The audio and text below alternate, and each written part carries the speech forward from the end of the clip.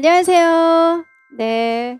네, 오늘 첫 시험을 보셨죠? 그래서 선생님들이 첫 시험을 보고 난 후 제가 100번 모의고사 때는 이럴 거예요라고 말을 하는 것보다 경험을 해 보니 기존에 서준 선생님이 얘기했던 말들이 많이 맞았다라고 하는 것들이 있을 거예요. 계속 문풀 때와 모고 때의 차이점은 영역별로 또 잘 써졌던 내용들이 모의고사 때 섞여지다 보니까 계속 머릿속에서만 맴돌고 문풀 때보다 더 안 써지는 느낌?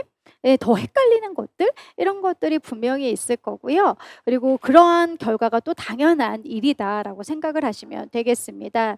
그래서 모의고사를 보고 난 후보에 선생님들이 이렇게 이제 마음가짐, 다짐 이런 걸 이제 어떻게 다짐을 하느냐에 따라서 앞으로의 또 실력이 얼마나 향상되는지가 달라질 수 있거든요. 그럼 우리는 앞으로 얼마 이제 많은 날이 지금 있는 건 아니잖아요.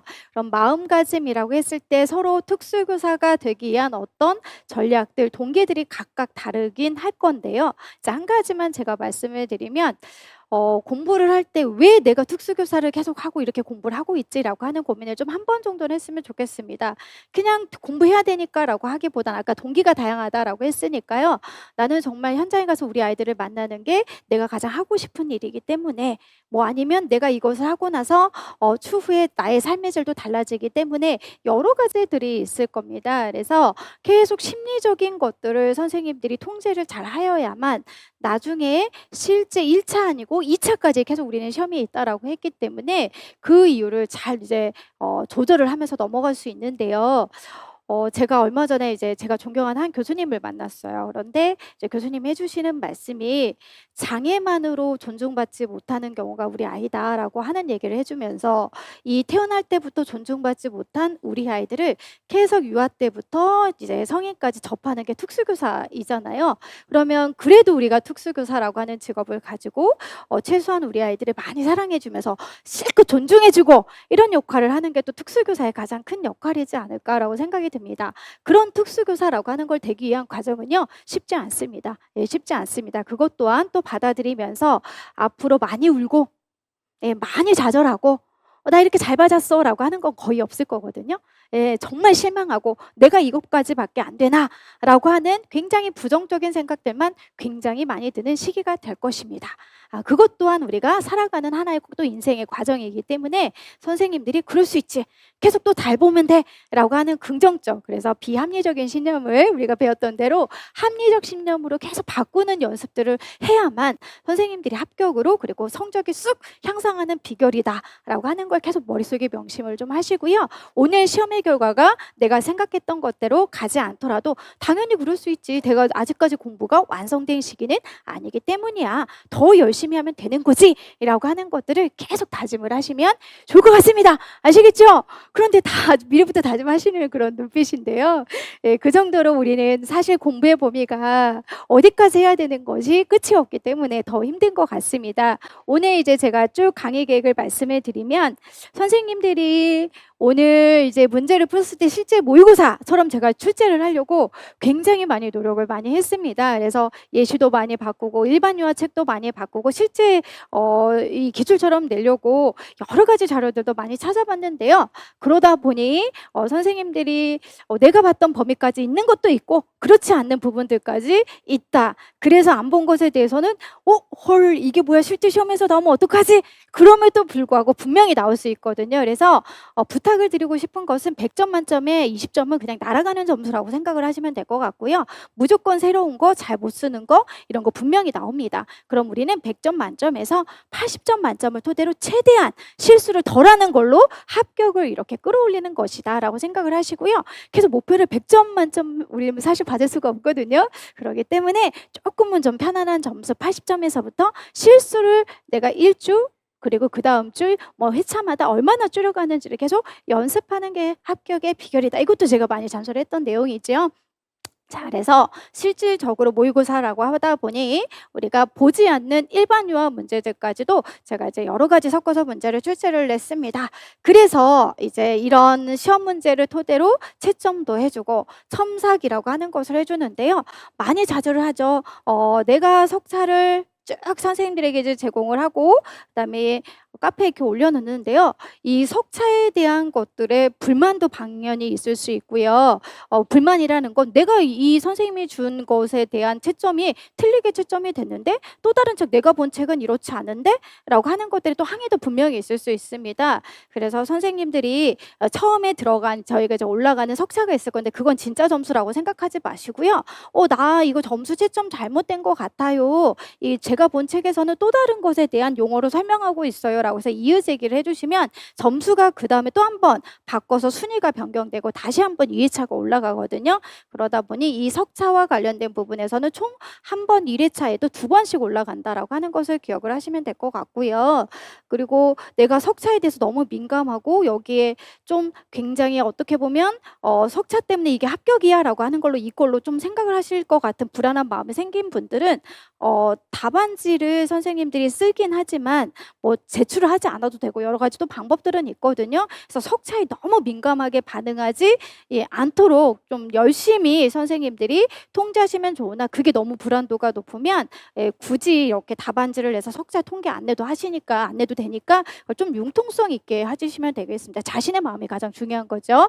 이렇게 해서 저희는 이렇게 석차 통계까지 들어가는 거고 개별 첨삭도 들어가는데요. 이 개별 첨삭은 총 5회 중에서 저희가 4번 정도까지 이렇게 들어간다라고 생각하시면 될 것 같고 참고로 이렇게 개별 첨삭이 들어갈 때 추석 연휴가 좀 굉장히 역대 최고로 길더라고요. 몰랐습니다. 저도 굉장히 길어서 이때는 기존보다 조금 석자 순위가 연휴로 인해서 좀 늦게 올라가기도 할 수도 있거든요. 그래서 약간 변동사항이 있을 것이다 라고 하는 거 미리 말씀해 드리고요. 그리고 총 시험 문제는 10회입니다. 그래서 실제 현장에서 보는 건 5회이지만 작년에 있던 모의고사 5회분이 인강으로 올라갈 거거든요. 그래서 선생님들이 2주에 한 번씩 오시기 때문에 오지 못하는 시기에는 똑같은 환경에서 똑같은 연습을 꼭 5번 해서 추가적으로 10번은 반드시 하시길 바라겠습니다. 그래서 저희가 이렇게 총 현장에서는 5회이지만 그럼 작년 거는 어떻게 됩니까? 이렇게 물어보는데 작년 건 따로 진행되지 않으니까요. 그리고 선생님들이 또 궁금한 건 정답지에 관련된 내용들도 많이 궁금을 하시는데 사실 제가 오늘 강의하면서도 해설제는 음영 처리 다 해놨고요. 일반 유아는 또 제 범위가 아니기 때문에 정답까지 다 이렇게 해놨거든요. 그래서 어느 정도 쉽게 정답이랑 어떤 키워드는 문풀 때보다는 훨씬 더 잘 알 수 있을 건데 그럼에도 불구하고 선생님들이 보기 편하시기 위해서 모범 답안도 다 올려드리거든요. 그리고 첨삭지에 보면 왜 틀렸는지 답안 모범 답안들도 있으니까 충분하게 틀린 이유를 찾을 수 있을 것이다 라고 보시면 되겠습니다. 자, 그리고 오늘 생각보다 일반 유아 문제가 많이 나오고 중간중간 좀 많이 섞이기도 하고 그랬을 겁니다. 실질적으로 이와 관련된 일반 유아 문제는요. 제가 출제합니다. 제가 출제할 수밖에 없었던 이유는 계속 이제 일반 유아 강사 선생님한테 부탁을 해서도 했었었고 현직 현직 교사한테 부탁도 했었는데요. 사실 문제를 누군가가 만들어주다 보니까 기출 형태로 A는 뭐 통합, B는 일반 유아 이런 형식의 문제를 만든다든지 제가 만들고 싶은 어떤 스토리대로 잘 안 가더라고요. 그래서 이번에 1번 유아 문제는 제가 다 출제를 했고요. 출제했을 때 근거는 일단 첫 번째 AI한테 물어봤고요. 두 번째 제가 이제 여기 계신 일반 유아 강사 선생님들 책을 제가 다 보고 기출문제집이랑 책이랑 다 구입을 해서 봤고 그럼에도 불구하고 일반 유아는 너무 다양하다라고 해서 제가 인터넷도 찾아보고 해서 총 3번의 검토를 거쳐서 문제를 계속 오리 없이 내려고 출제를 했습니다. 그럼에도 불구하고 보는 책들이 너무 다르고 똑같은 기출문제도 강사 선생님마다 너무 다르다라는 얘기를 많이 들었거든요.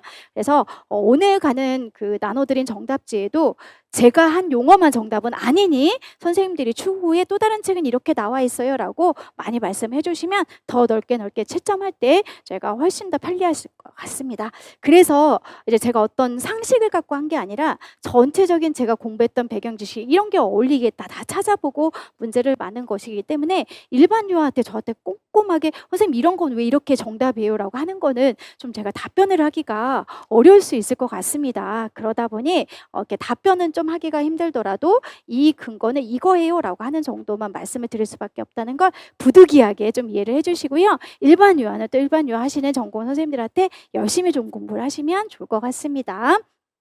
자, 그리고 저희가 마지막에 강의 다 끝나면 실제 임용 시기인 그 첫째 주 월화 중에 제가 이렇게 총정리 특강을 또 쭉 해드릴 거거든요. 근데 총정리 특강도 무료로 들어갈 거고요. 이 장대법 연습 문제도 무료로 들어갈 건데, 사실 제가 너무 요즘에 바쁘다 보니까 답안 작성하는 7, 8월에 강의했던 부분을 모의고사 때도 또 한 번 듣고 싶다라고 하는 선생님들이 많으셔서 다시 한번 선생님들이 직강생이라든지 인강생들은 답안 작성을 어떻게 하면 효과적인지 인강으로 올라갔으니까요. 그것도 2회차 현장 말고 인강으로 선생님들이 작년거 문제 풀어보실 때는 참고해서 답안 작성하는 것도 꼭 들어보시면 되겠습니다. 그래서 여기는 없지만 답안 작성에 관련된 자료도 동영상도 미리 올라가 있다, 이렇게 보시면 되겠죠.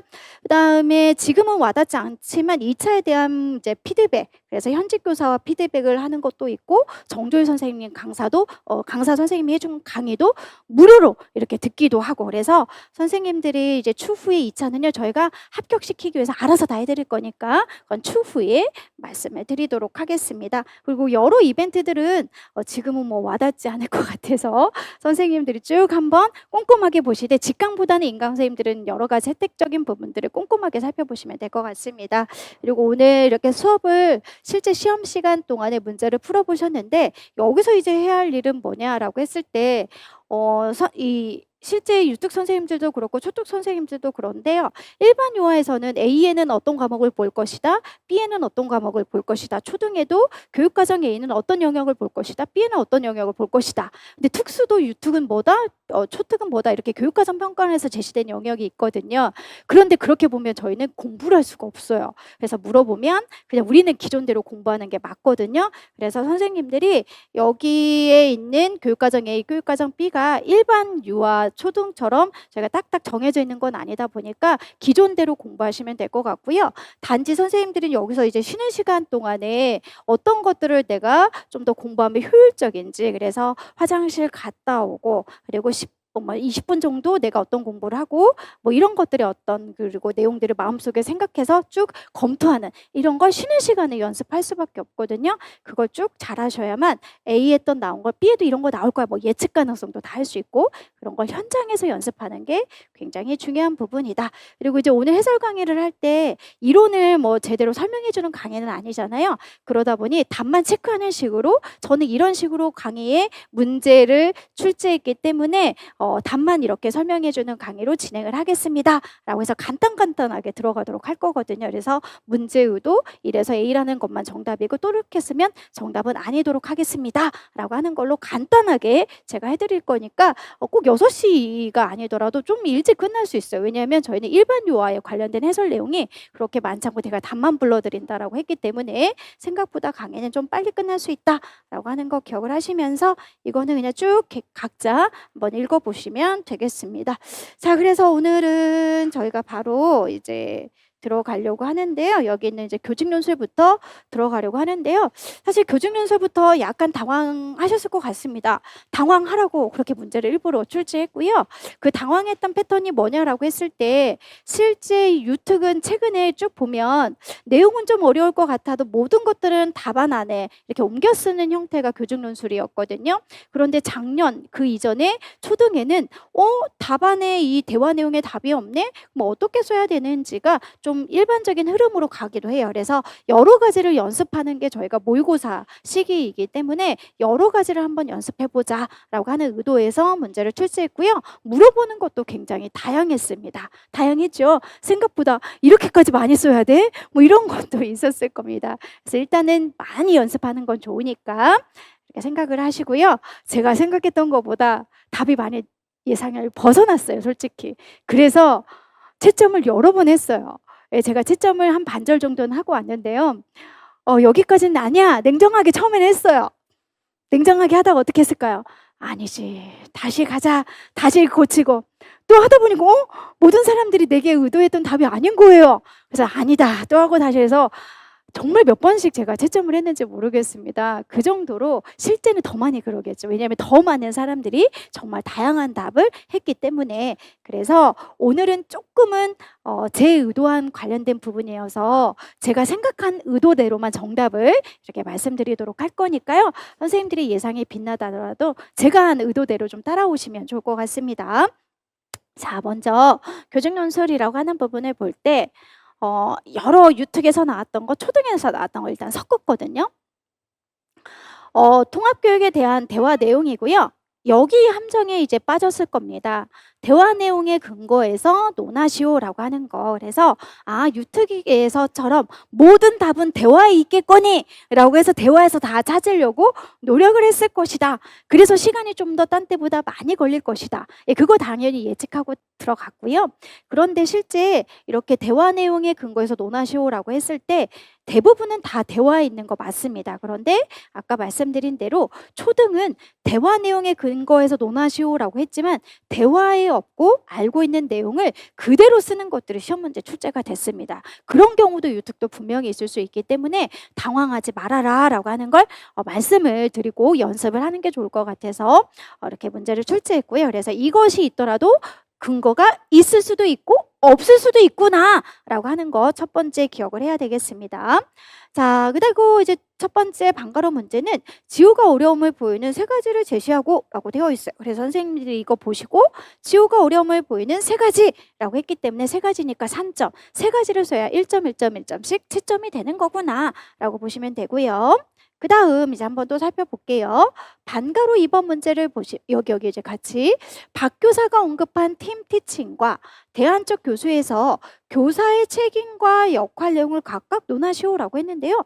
이거는 팀 티칭하고 큰 틀에서 대안적 교수만 있지 대화 내용에 근거한 내용이 없습니다. 그러면 선생님들이 알고 있는 배경 지식 내용들을 쭉 암기했던 걸 쓰시면 되는 건데요. 약간 당황했던 부분이 여기겠다라고 해서 일부러 이렇게 냈겠죠. 여기 보시면 템티칭과 대안적 교수 2점이면 2점이고 4점이면 4점인데 왜 3점이야? 라고 또 생각을 할 수가 있겠습니다. 그러다 보면 템티칭은 모두 함께 우리가 역할과 책임을 지는 것이기 때문에 구분할 수가 없어요. 그래서 1점으로 됐고 대안적 교수는 대집단과 소집단으로 나누는 부분에서 각각 점수가 나뉘어져서 3점으로 주어졌는데요. 이 문제를 낸 의도는 실제 기출에 나왔습니다. 어떻게? 교수 지원이라고 하는 것과 대안적 교수가 교사의 역할 측면에서 혹은 중등에서는 집단 측면에서 근데 유특만 아직 나오지 않았기 때문에 저희가 연습을 좀 하면 좋을 것 같다라고 하는 의도에서 출제를 했다. 이렇게 큰 틀은 보시고요. 그 다음 사실 기출과 다르게 저는 조금은 더 친절하게 해드렸거든요. 그게 뭐냐? 혹시 몰라서 저희는 여기에 또 일반적으로 물어보는 거에서는 이렇게 대화에 근거해서 이렇게 써드리지 않고요. 여기 보면 박교사 대화에 근거해서 라고 했으니 박교사 대화 내용을 잘 찾아보면 정답이 있다 라고 하는 거 찾으시면 되는데요. 이건 유특에 나왔던 것을 그대로 소답형 있는 거 제가 가져다 놓은 지시문이라고 보시면 되겠습니다. 그래서 해당하는 용어 명칭 쓰고 이제 쭉 보셔야죠. 선생님들이 문제 읽어봤으면 배점이 2점이야. 그러면 지도 방법 1점, 근거가 1점이 되는 거구나. 이렇게 파악을 하시면 되겠죠. 그래서 점진적 안내라고 하는 걸 눈치껏 쓰셔야 되는데 깜짝 놀랐습니다. 역시 체제 채소로 쓰신 분이 있을 것이다 라고 했는데요. 그렇게 쓰신 분이 있었어요. 그러면 안 됩니다. 그래서 체대 채소라고 하는 것에 관련된 건 촉진 체계가 바뀌는 건데 얘는 신체에서 신체가 끝나는 거니까 그렇게 쓰면 안 된다. 뭐 이런 거 미리 또 말씀을 드리고요. 그 다음에 여기 이제 보시면 지호의 자리이탈 행동을 지도하기 위한 것으로 긍정적 행동 지원의 세 가지 구성 요소별 중재 전략이라고 하는 것을요. 대화에 근거해서 라고 하는 게 또 나와 있었거든요. 그래서 이거는 그대로 옮겨 쓰면 되는 거구나 라고 생각하시면 되는데 이게 과거 유특에서 나왔던 물어보는 내용들이었어요. 구성요소별 처음 들어봤다? 이게 아닙니다. 제가 여러 번 강의할 때도요. 긍정적 행동 지원이라고 하는 건 구성요소별도 있고 주요 요소별도 있다. 이거 헷갈리면 안 된다. 구성요소는 선행사건, 대체기술, 후속 결과다. 이런 것들 말씀을 드렸기 때문에 그 세 가지에 해당하는 것들 위주로 저는 정답을 말씀을 드리도록 할 거예요. 그래서 각각 선생님들이 1점, 1점, 1점 이라고 해서 세 가지를 쓰시면 됐던 내용이었습니다. 자, 그 다음에 이제 또 한번 살펴볼게요. 지호의 일반화를 위한 지도 방안 두 가지를 논하시오. 사실 여기는 선생님들이 어떻게 써야 되지? 고민했던 흔적들이 있었습니다. 그래서 제가 이거를 다 틀렸다고 했다가 또 다시 아니야. 그런데 또 여기까지 했다가 아니야, 또 다른 선생님 또 다르게 썼네. 그러면 어디까지 열려줘야지. 그래서 또 다시 또 채점, 이 부분이었거든요. 왜요? 저는 여기에는 이렇게 근거에서라고 하는 말을 안 들여서 이건 알고 있는 암기 나온 내용들을 일반화 전략이라고 하는 것과 연계했으면 좋겠다. 그래서 일반 사례 교수법 아니면 다양한 사례 이런 것들을 썼으면 좋겠다라고 했는데요. 다들 대화에서 찾으셔가지고 다시 바꿨습니다. 대화에 있는 거 다 정답으로 처리했어요. 아시겠지요? 그래서 일단은 제가 의도한 것과는 약간 다르게 갔지만 모든 사람들이 다 대화에서 찾았기 때문에 점수는 대화에서만 찾아도 1점씩 드렸다. 이렇게 보시면 되겠습니다. 자, 그 다음에 마지막, 도대체 뭐야? 라고 또 생각했을 것 같은데요. 여기 보면 효과적인 가족과 전문 간의 협력 관계를 위한 의사소통 측면, 이거 혹시 들어보셨나요? 의사소통 측면. 그 다음에 책임이 아니라 또 다른 기출에서는 존중, 기술, 이렇게 해서 2년 전인가 초등에 나왔던 문제였습니다. 그와 관련된 제가 그 당시만 하더라도 쭉 공부할 때 의사소통, 기술, 존중을 언급하고 있는 너무 이렇게 똑같은 워딩대로 있었던 강론은 없었어요. 그런데 제가 올해 책을 구입했거든요. 올해 나온 책을 구입을 했을 때는 그 책이 이제 제가 찾았습니다. 그래서 오늘 유튜브도 혹시 이거 과거에 2년 전에 초등에 이렇게 나왔으니까 유튜브도 이렇게 물어볼 수 있다. 그래서 표로 정리해서 해설지에 다 정리해놨거든요. 그렇기 때문에 결국은 우리가 초등에서 나왔던 내용들을 또 유튜브에서도 다시 한번, 그래서 교직연수 해설지는 없어요. 왜냐면 그건 미리 만들어 놓은 거고 제가 올해 그 강론, 새로 나온 강론을 샀기 때문에 지금 선생님들에게만 제가 작업을 해서 처음 이제 제공을 해주는 겁니다. 그래서 저희는 이 의사소통 책임만 있지 않고 존중, 기술 더 많이 있더라고요.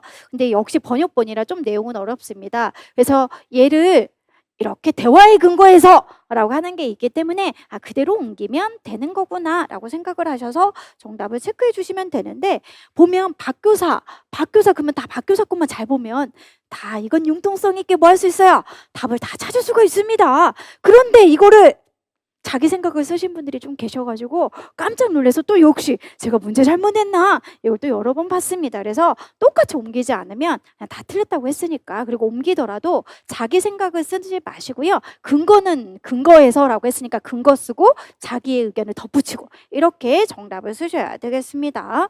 그렇지만 이 의도대로 만점을 맞으신 분이 두 분이 계셨습니다.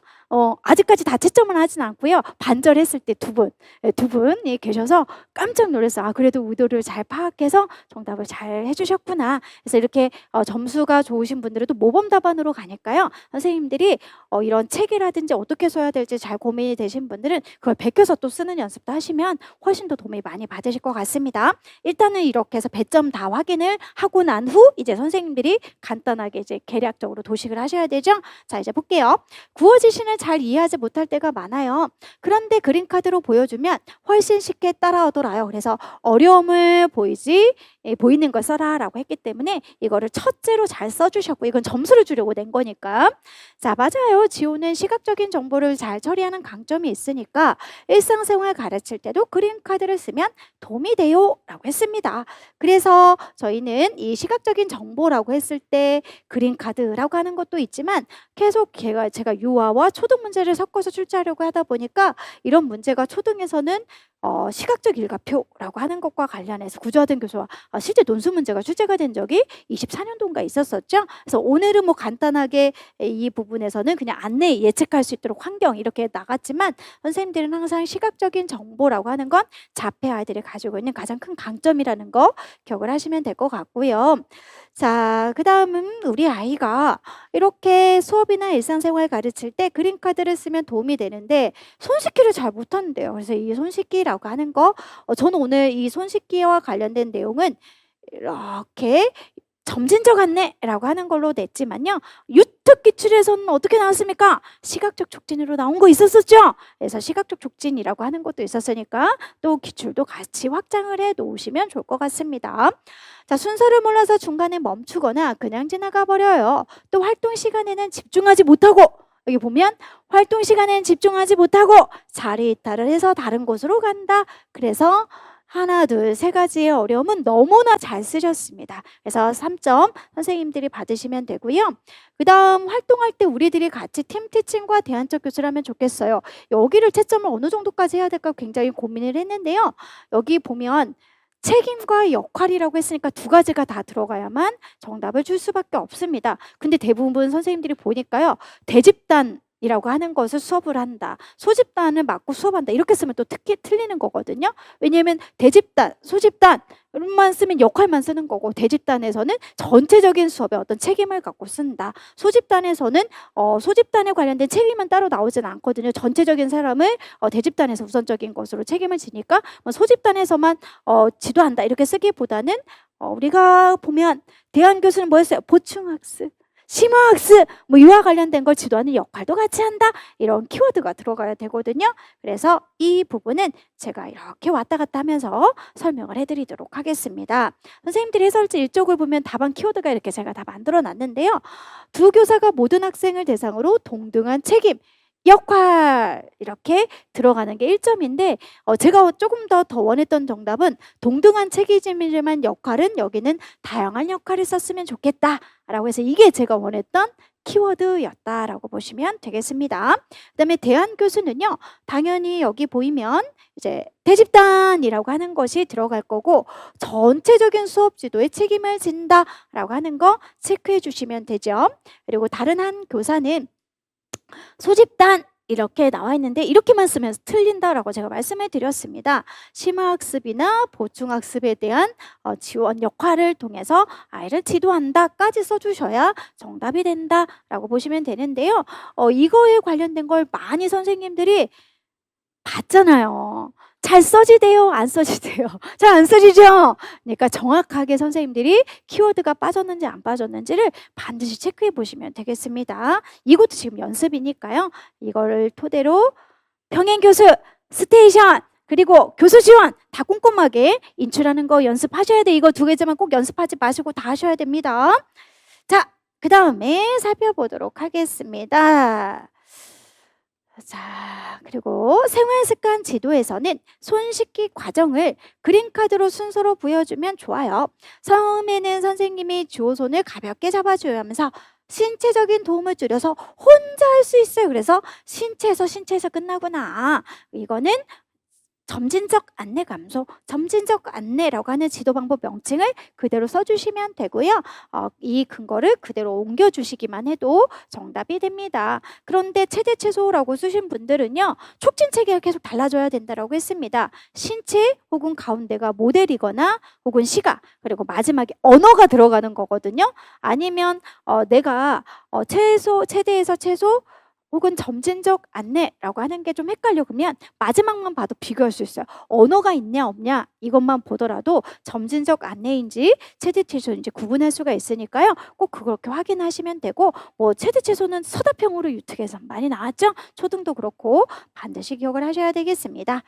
자, 그리고 이제 보면 자리이탈 행동을 살펴보니까 긍정적 행동 지원을 적용해서 왜 자리를 벗어나는지 알아보고 예측 가능한 환경을 구성해주고 라고 했습니다. 그래서 알아보고까지 하면 틀려요. 여기까지 쓰신 분이 생각보다 많았어요. 여기까지는요. 이유를 알아보는 기능평가이다 라고 생각하면 돼요. 제가 기능평가를 물어보지는 않았거든요. 뭘 물어봤어요? 구성요소별 중재 전략이라고 하는 것을 물어봤기 때문에 기능평가를 물어보지 않았다는 것을 여기까지 첫째로 쓰신 분들은 다 틀렸습니다. 그리고 어떤 선생님들은 여기가 첫째, 둘째, 셋째, 넷째까지 했어요. 그런데 제가 세 가지만 물어봤거든요. 그럼 실제 시험에서도 세 가지만 딱 우선순위로 채점이 돼요. 네 번째는 맞았어도 채점이 되지 않거든요. 왜냐? 내가 세 가지만 물어봤으니까. 그러니까 아무리 네 번째가 맞더라도 채점은 안 됩니다. 그러니까 선생님들이 출제자의 의도가 무엇인지 정확하게 잘 찾으셔서 저희는 구성요소별 중재 전략 이라고 했으니 선행사건, 대체기술, 후속결과 중재 이것만 답안으로 써야 됐구나 라고 하는 거 몇 개 놓으시면 되는데요. 이제 볼게요. 이거는 기능평가라고 선생님이 얘기를 해줬고, 예측 가능한 환경을 구성해주고 여기가 선행사건 중재구나 라고 하는 거, 쉬고 싶어요 라고 하는 거 대체기술 교수로 쓰셔도 되고 교체기술 교수라고 하는 걸로 쓰셔도 되겠지요. 자리 탓을 하지 않았을 때 칭찬이나 스티커를 주면 효과가 있어요 라고 하는 것에 후속 결과 중재라고 쓰셔도 되고요. 이 아이가 자리 이탈을 너무 해서 문제행동을 보이기 때문에 자리 이탈을 하지 않으면 그러면 후속 결과 중재라고 쓰지 않으신 분들은 타행동 차별 강화라고 하는 걸로 쓰셔도 다 맞습니다. 그런데 이 부분을요, 연속적 강화 계획을 통해서 이렇게 칭찬이나 스티커에서 준다 이렇게 해서 중재 전략을 잘못 연결한 분들은 또 근거는 잘 찾았어도 연결이 잘못된 것이기 때문에 틀렸다라고 했습니다. 그래서 큰 틀에서 선행사건, 대체기술, 그리고 후속결과 중재와 연결해서 정답을 쓰시면 되는데, 사실은 제가 문제를 조금 더 정확하게 냈어야 되면 중재 전략의 명칭과 내용을, 그래서 명칭도 쓰고 근거도 잘 찾고, 제 원래 의도는 그거였거든요. 근데 나중에 쭉 선생님들 보니까 찾는 거 그냥 이 내용만 잘 찾으셨더라. 내가 문제를 잘못해서 냈구나 라고 해서요, 명칭이 없어도 다 맞았어요. 제 말은 명칭이 없어도 제 말은 이거예요. 자, 점진령 안내 근거 있고요. 원래는 명칭도 쓰고 근거도 썼으면 좋겠다라고 하는 게 제 의도였는데, 문제의 출제자가 문제를 잘못 낸 거죠, 어떻게 보면. 그래서 이 내용만 찾아도 다 정답이 되더라. 그래서 이게 굳이 없어도 선생님들은 정답이 되는 거니까 그렇게 알고 계시면 되는데, 아까처럼 굳이 안 써도 돼야 되는 말을 연속적 강화 계획으로 자리 이탈을 하지 않을 때 바로 칭찬 땡땡을 준다 이렇게 쓰면 틀리는 것이다 라고 하는 거. 그러니까 물어본 것만 제대로 잘 쓰시면 되겠습니다. 이해 가셨나요? 그리고 이제 추후에 제가 해설지도 쭉쭉쭉 넘기면서 할 건데요, 여기다 장기적 지원 뭐 이렇게 쓰신 분들도 앞으로도 있을 수도 있어요. 그런데 장기적 지원은 보편적으로 보는 유튜브 객관식이나 이렇게 기출 문제를 보면 구성 요소별 중재 전략으로 대부분은 포함하지 않고 우선순위를 1, 2, 3으로 보니까 4가지로 물어볼 경우만 써라 라고 하는 거 미리 말씀해 드립니다. 자, 그리고 이제 또 가보도록 할게요. 이렇게 해서 긍정적 행동 지원이라고 하는 것까지 했고요. 그럼 이것을 일반화를 시키면 좋겠다. 그래서 저는 이렇게 해서 안정될 것 같고 효과적일 것 같으니까 일반화를 그럼 조금 더 더하게 지도 방안을 써라, 이런 의도였거든요. 그래서 한번 볼까요? 네, 나중에는 교실, 화장실, 집에서도 같은 그림 카드를 써서 손 씻기를 가르치면 지호가 더 잘 배우겠네요. 그리고 자리 앉기도 집과 유치원에서 똑같이 지도하면 안정될 것 같아요. 그래서 아이들이 이렇게 예측 가능한 환경으로 자료가 있으니까요, 훨씬 더 가정과 학교가 연계해서 지도하는 게 효과적일 것 같아요 라고 되어 있어요. 그래서 결론은 일반화라면 이런 효과도 있고 이런 안정되는 부분들이 있으니 이러한 효과를 보기 위해서 그러면 네가 할 수 있는 지도 방안은 구체적으로 뭐냐, 이걸 제가 원했던 문제였는데요. 역시 아까 말씀드린 대로 큰 틀에서 대화에 근거하시오 라고 하는 것이 있다 보니 선생님들이 여기서 다 답을 찾으셨어요. 그래서 일단 이것 중에 2가지 쓰시면 다 맞았다고 채점을 했습니다. 무슨 말인지 가셨나요? 그래서 대부분은 이거 교실, 화장실, 집 이게 첫째 이렇게 해서 지도한다, 아니면 집과 유치원에서 똑같이 지도한다 이렇게 하시거나 이걸 하나로 쓰시고 이걸 또 하나로 쓰시고 이런 분들도 다 맞았다고 해드렸다. 그런데 이제 제 의도는 이거였다라고 했기 때문에요, 대부분 선생님들이 일반화라고 했을 때 습득, 숙달, 유지, 일반화 이런 큰 단계 보면 지도 방법들이 나오거든요. 그래서 다양한 교수의 예를 사용해서 일반화를 지도한다, 일반 사례 교수로 지도한다, 뭐 이런 것들을 썼으면 훨씬 더 좋지 않았을까 싶습니다.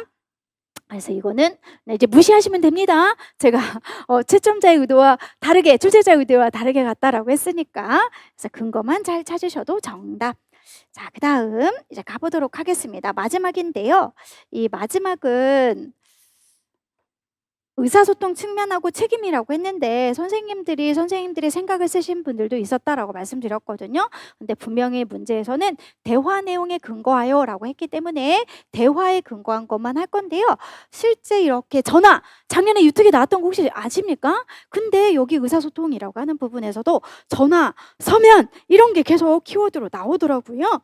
그래서 이와 관련된 키워드 전화 여기까지 해서 쓰시면 1점. 그 다음 책임인데 왜 이게 들어갈까? 사실 어떻게 보면 좀 의아할 수도 있어요. 왜냐면 이게 존중 뭐 이런 부분과 연결되어 있어서. 그런데 어쩔 수 없이 책대로만 하다 보니까 키워드가 번역본이라고 했잖아요. 우리가 이해가는 건 얘밖에 없더라고요. 그래서 일단은 지호가 유치원에서 손쉽게 더 잘하고 자리탈 행동이 줄어들고 있다고 가족들에게 격려를 하면 좋을 것 같아요 라고 하는 것은 이만큼 지도 책임 있게 지도했으니까 힘을 주는 거구나 라고 하는 의도로 해서서 이거 각각 그냥 옮기시면 1점 1점으로 체크를 해주시면 되는데요. 저희가 어떤 개념을 설명하는 건 아니다라고 했기 때문에 해당하는 키워드의 어떤 이론의 설명들은 제가 다 정리를 해놔서 필요한 부분들만 체크해서 설명해 드리도록 할게요. 긍정적 행동 지원에서 만약에 이제 유특 같은 경우는 교직 논술에서 선행, 배경, 제 기억으로 대체 기술, 아무튼 배경 사건 중재까지도 쓰는 게 나왔었거든요. 물어보는 게 꼭 오늘처럼 선행 사건, 대체 기술 교수, 후속 결과에 대한 중재만 있지 않을 수도 있습니다. 때에 따라서는 긍정적 행동 지원에 얘가 쪼개질 수 있으니 제 선생님들에게 말씀드린 것처럼 얘와 얘가 쪼개질 수 있으니까요. 그 두 가지를 선생님들이 체크를 좀 잘 해놓으시면 될 것 같고, 또 한 가지는 여기 보면 문제 행동에 대한 반응, 이거 처음 들어본 분도 계실 것 같긴 한데 이걸 후속 결과 중재라고 하거든요. 그래서 기출은 후속 결과 중재라는 용어를 더 많이 쓰니까 이렇게 용어를 좀 체크해 주시면 되고요. 장기적인 지원이라고 하는 것은 있을 수도 있고 없을 수도 있는데 어떻게 보면 사실 네 가지를 찾아라라고 한다면 이게 네 가지였어요. 어떤 게 네 가지냐? 만약에 네 가지를 찾아라 하면 여기 있는 게 네 가지. 이게 일반화거든요. 그래서 장기적인 지원은 일반화를 위한 지원. 여기가 일반화에 대한 게 장기적인 지원하고 연결해서 보면 강론은 또 나와 있기도 합니다. 그래서 네 가지로 봤을 때는 우리가 일반화와 연결된 게 장기적인 지원이구나. 이렇게 또 이해도 같이 해주시면 되고요. 그래서 행동지원 계획의 구성 요소별 중재 전략이라고 하는 것을 다시 한번 기억을 하시면 되고요. 그리고 제가 냈던 이제 의도는 여기 있는 걸 했지만 이미 정답 다시 말씀을 드렸습니다. 자, 여기가 제가 갖고 있는 올해 나왔던 책 통합교육과 관련된 강론인데 그 새로운 책에서 제가 또 여러 번 낼 건데요. 그 새로운 책은 두껍지는 않습니다. 얇습니다. 얇은데 우리가 배웠던 개념에서 조금씩 흔들리는 게 좀 있기는 하더라고요. 그럼에도 불구하고 지금 말씀을 드리기보다는 제가 추후에 이제 계속 문제를 출제하고 자료 만들면서 새로운 것들은 이제 언급하면서 말씀을 드릴 건데 이게 23년도 초등에 출제가 됐던 부분이었거든요. 가족하고 학교의 파트너십을 어떻게 할 거냐라고 했을 때 실제 초등에는 의사소통 나왔고요. 잠시만요. 기술 나왔고요. 그 다음에 존중이라고 하는 것이 나왔습니다. 그래서 저희는 이 외에 있는 것도 있지만 또 다른 부분들이 어떤 게 있는지를 좀 알아두시면 좋지 않을까. 그래서 기본적으로 주의 깊게 듣고 뭐 정보를 청하고 그랬을 때 전화, 서면, 이메일 뭐 이런 것들은 충분히 언급될 수 있는 부분이잖아요. 그래서 예시 활동을 통해서 어떻게 의사소통할 거냐 주의 깊게 들어줘야 된다. 교사는 아니면 진솔하게 이렇게 의사소통을 하면 된다. 이런 내용을 좀 쓰라고 할 수도 있잖아요. 그죠? 자, 왜냐하면 초등이 근거가 없고 그냥 아는 내용 쓰는 거였거든요. 자, 그 다음에 책임이라고 하는 거. 학생과 가정을 격려하고 접근성을 고려하고 일관성을 유지해라라고 했는데요. 사실 여기 보면 제가 번역본이다라고 했기 때문에 뭐지라고 하는 생각이 드는데 결국 목표를 달성할 수 있게끔 조금 더 책임 있게 하라라고 하는 걸로 좀 이해를 같이 해주시면 좋을 것 같습니다.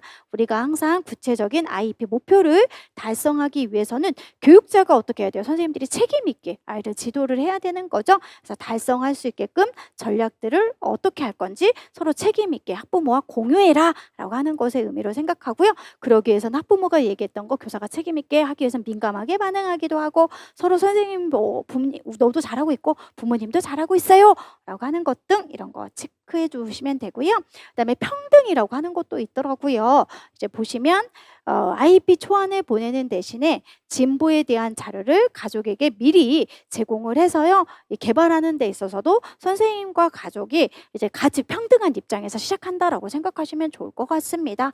그래서 파트너를 서로 격려하기도 하고 가족 잘하고 있다 또 역시 옹호하기도 하고서 어떻게 보면 사실 용어만 다른 거지 큰 틀은 비슷합니다. 하지만 계속 우리는 내 생각을 쓰는 거 아니라고 했어요. 책에 있는 거 그대로 워딩대로 쓰는 게 정답이기 때문에 가족과 격려하는 거, 파트너를 격려하는 거 이런 식으로 해서 좀 각각 한 가지씩 쓰는 게 기출이었으니까 한 가지씩 정도는 보시고, 의사소통은 유특은 이런 뭐 또 일반 외에 듣기, 뭐 경청 뭐 이런 것도 있는 걸로 알고 있거든요. 그러니까 의사소통은 적어도 한 2가지 정도는 기억하시고요. 나머지는 그래도 한 가지 정도씩은 초등처럼 기억해 놓는 게 좋지 않을까.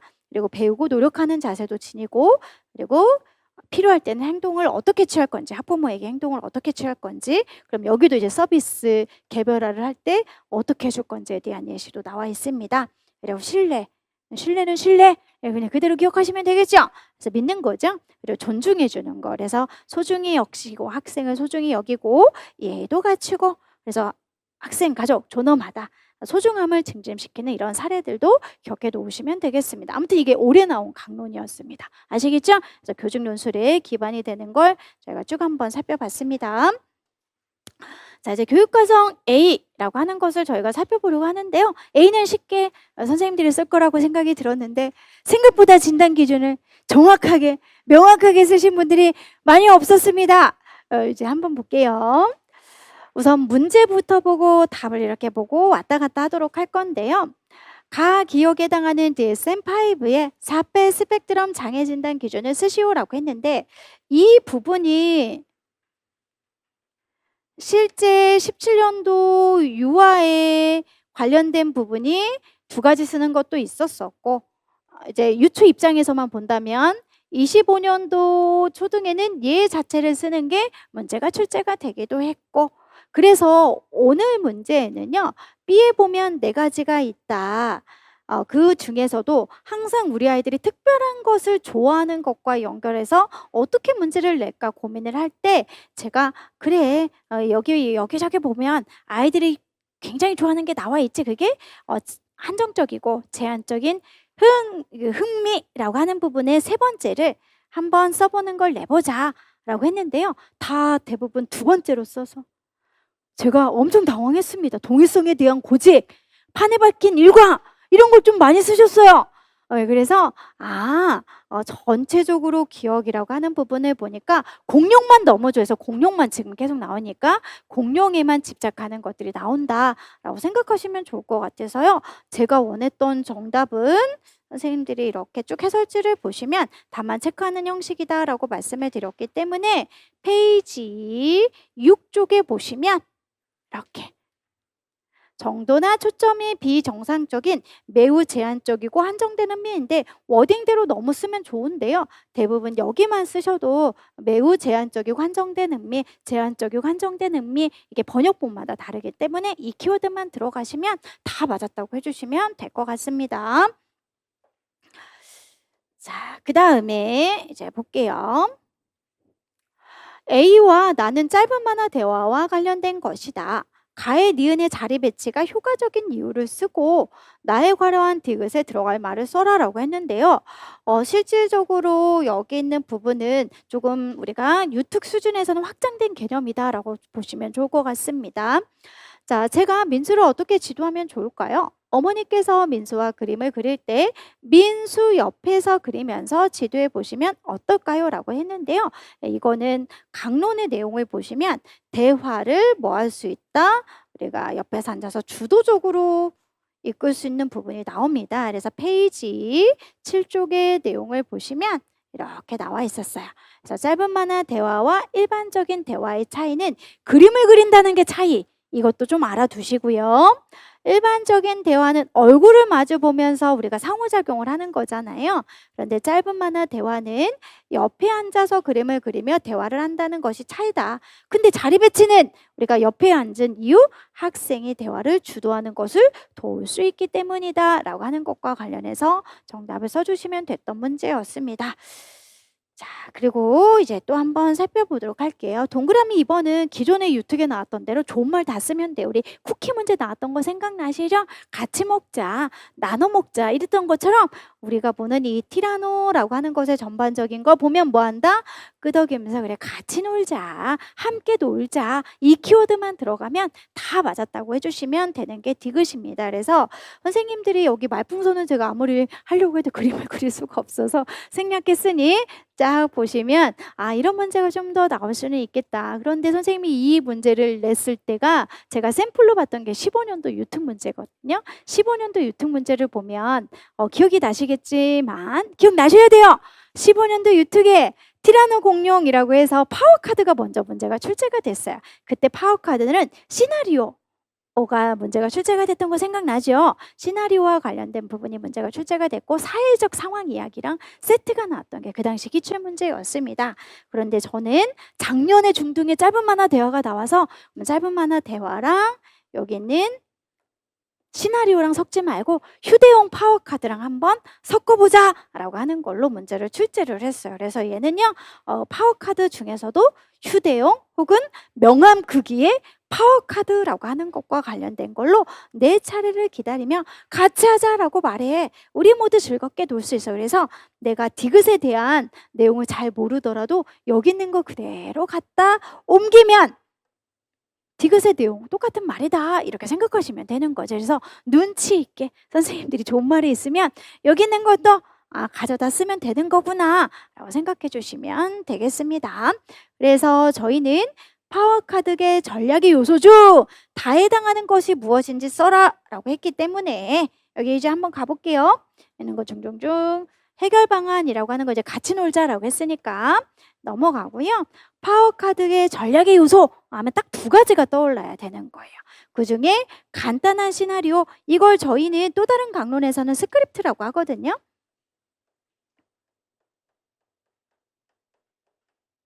스크립트. 그 다음 명암 크기의 파워카드는요. 휴대용 파워카드라고 얘기할 수가 있어요. 그래서 오늘 문제는 휴대용 파워카드라고 쓰셔도 되고 명암 크기의 파워카드라고 하는 걸로 쓰셔도 상관이 없습니다. 그런데 이 부분이 중등에 있는 문제가 그대로 출제가 된 적이 있었거든요. 그래서 여기도 초등은 문제가 출제가 된 적도 있고 인지수준 중등의 문제 여기에 해당하는 내용도 중등에서 쓰는 문제. 그래서 아직까지 여기는 출제가 되지 않아서 기출 주변을 선생님이 한번 연습을 시켜보는 거구나 라고 생각해 주시면 되겠습니다. 그래서 기출 주변을 우리는 지금 살펴보는 겁니다. 명암 크기의 파워카드, 휴대용 파워카드는요 이미 여기에서 3개에서 5개 단계로 습득을 했습니다. 그래서 저희는 3개의 해당하는 여기 볼게요. 3개에 해당하는 문장만 제가 휴대용으로 지금 만들었죠? 그럼 이거는 뭐예요? 목걸이로 해서 다녀도 주머니에 넣고 다녀도 되고 여기저기 사용하면서 같이 놀고 싶을 때 같이 놀자라고 표현을 하는 거거든요. 그래서 얘는 일반화라고 하는 것이 키워드라고 보시면 되겠습니다. 그래서 간단한 시나리오라고 하는 것과 연결된다면 습득의 단계이지만 휴대용 파워카드는 일반화. 이걸 많이 헷갈려 하셔서 정답을 쓰신 분들이 많습니다. 그래서 일반화만 정답으로 해주시면 되는데요. 이것도 보면 선생님들이 다 아실 겁니다. 기출에서 선생님이 주변 아니면 기출을 변형해서 문제를 출제를 했구나. 자, 그 다음에 이제 2번 문제를 한번 살펴보려고 하는데요. 2번까지만 하고 제가 쉬는 시간 드리도록 할 건데 이것도 유특에 제가 16학년도인가 나왔던 문제가 있었어요. 그때 기억이 나시겠지만 고유수용 감각이라고 하는 것과 일반 유아가 섞인 그 체육과 관련된 동작인가 아무튼 그런 문제였거든요. 결론은 경직형 내성마비만 선생님이 넣어서 문제를 만들었구나. 충격적인 건요. 충격적인 거라고 말씀을 좀 드릴게요. 반사라고 하는 것을 제가 오늘 문제를 냈잖아요. 근데 이 반사 부분을 반대로 쓰신 분이 생각보다 많았어요. 비대칭 긴장성 경반사잖아요. 근데 비대칭 긴장성 경반사인데 긴장성 비대칭 이렇게 생각보다 쓰신 분들이 많았어요. 결론은 머릿속에서는 비대칭 긴장성 경반사라는 걸 저는 알고 있어요. 그런데 썼을 때 이게 그게 일치가 되지 않은 거예요. 그래서 꼭 답안지를 맞게 썼는지 안 썼는지도 확인해 보는 게 굉장히 중요하다.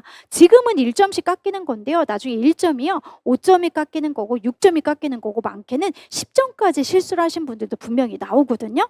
이게 그럼 합격에서 당연히 멀어지는 건데 1점이 지금은 아무것도 아닌 것 같죠? 근데 우리는 채점이 소수점 2째짜리까지 채점이 매겨져요. 뭐 소수점 둘째까지까지 매겨진다는 건 뭘까요? 1점은 엄청나게 큰 점수라는 것을 꼭 인지하시고 한 문제 한 문제 실수했는지 안 했는지를 정말 줄여나가는 게 합격이다라고 하는 거 꼭 기억을 하셔야 되겠습니다. 저희 제자는요, 앞에서 끊긴 경우도 봤어요. 0.01 거기서 딱 끊겼어요. 자기까지만 딱 하고 자기서부터 딱 떨어지는 걸. 근데 어차피 떨어진 건 떨어진 거잖아요. 그죠? 그래서 그런 경우에서 1점은 계속 뭐 한다? 굉장히 큰 점수다라고 하는 걸 계속 말씀드립니다. 그래서 생각보다 여기서 실수한 선생님들이 생각보다 많다라고 하는 걸 다시 한번 제가 느꼈습니다. 이제 볼게요. 경직형 내성마비가 있어서 걷거나 계단 오르내리기가 힘들어 보이더라고요. 근육이 뻣뻣하게 경직돼 있어서 균형을 잡는 데 어려움이 많아요. 경직형 내성마비 아동은 하지의 경직이 심해서 무릎과 발목 움직임이 제한되어 있어요. 게다가 땡땡도 남아 있어서 고개를 한쪽으로 돌릴 때, 이게 정답을 푸는 키워드죠. 고개를 한쪽으로 돌릴 때 같은 쪽에 팔다리는 펴지고 반대쪽은 굽혀져서 움직이기가 힘들어요 라고 하는 게 비대칭 긴장성 경반사구나. 정의를 그대로 옮겨놓은 겁니다. 그럼 이러한 아이들은 반사를 우리가 최소화하고 나타나지 않도록 해주기 위해서 정중심, 정중앙, 이건 대부분 선생님들이 맞으셨어요. 그렇게 정답을 써주시면 됐던 문제였습니다. 그래서 반사도 써주시고 지도 방안으로는 여기 있는 것처럼 추후에 정중심, 정중앙이라고 하는 것을 그대로 적어주시면 됐던 문제였어요. 그래서 쭉 이 아이가 계단도 오르고 바르게 이렇게 걸을 수 있도록 해주는 내용이었는데요. 이제 볼게요. 그래서 정중앙, 정중심을 통해서 안내하는 것도 중요해요. 익숙해지면 조금씩 번갈아 발을 올리도록 하되 필요하면 보조기구를 쓰는 것도 좋아요. 민준이가 안전하게 연습을 하면서도 성공 경험을 느낄 수 있도록 환경을 조성해 줘야 되겠어요 라고 하는 거. 자, 양발을 번갈아 가며 계단을 오르내리려면 몸에 균형 잡히기가 필요한데요. 여기 보시면 똑같은 문제 그대로 옮겨놨거든요. 자신의 신체 위치, 자세, 이것만 보더라도 선생님들은 고유 수용 감각이라고 하는 걸 그대로 기출 선생님들이 옮기시면 되는데요.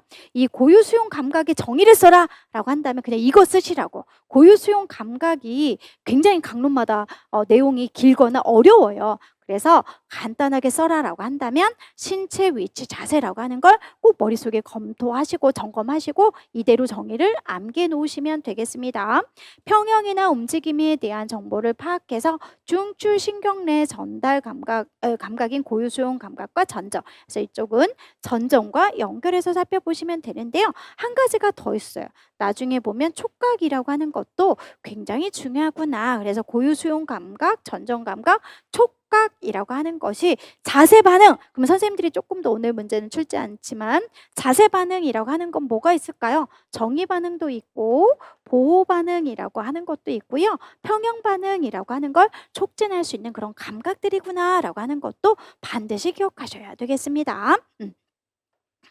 자, 그래서 여기에 해당하는 내용을 이제 볼 때요. 디귿에 들어갈 용어라고 하는 게 있었습니다. 그럼 디귿은 그대로 썼고 그 다음 신경발달 처치의 목적을 기억과 디귿을 활용해서 쓰시오. 그럼 이거는 기억이 틀리면 틀리는 거예요.